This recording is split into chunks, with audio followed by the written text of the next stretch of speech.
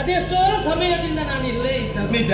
ಇಂದಿನ ದಿನದಲ್ಲಿ ಏನು ಮಿತ್ರ? ಪರ್ವಕಾಲ ಎನ್ನುವ ಹಾಗೆ ಯೋಚನೆ ಮಾಡಬೇಕಾಗ್ತದೆ. ಪರ್ವಕಾಲ? ಹೌದು. ಅಂದ್ರೆ ನನ್ನ ಗುರುಗಳು ನನ್ನನ್ನು ಹತ್ತಿರಕ್ಕೆ ಕರೆದು ಏನಾಡಿದ್ರು ಬಲ್ಲೆ. ಏನಾಡಿದ್ರು? ನೀನು ಕಲಿತದ್ದೆಲ್ಲ ಇಲ್ಲಿಗೆ ಮುಗಿದು ಹೋಯಿತು, ಇನ್ನು ಮುಂದೆ ಕಲಿಯುವುದಕ್ಕೆ ಏನು ಇಲ್ಲ ಇಲ್ಲಿ.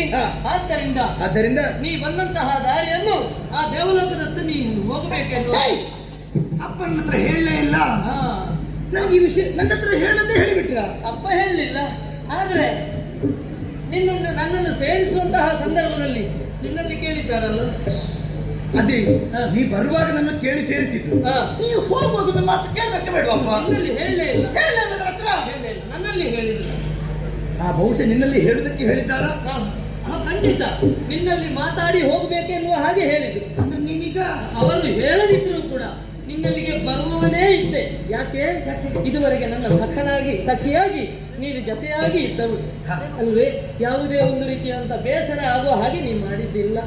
ಆದ್ದರಿಂದ ಖಂಡಿತ ಆದ್ದರಿಂದ ಹೋಗುವಂತಹ ಸಂದರ್ಭದಲ್ಲಿ ನಾ ಬರಬೇಕಿತ್ತು, ಬಂದಿದ್ದೇನೆ. ನನಗೂ ಕೂಡ ಬೇಸರ ಆಗುತ್ತಾ ಉಂಟು, ಹೋಗ್ಬೇಕಲ್ಲ ಎನ್ನುವ ಹಾಗೆ.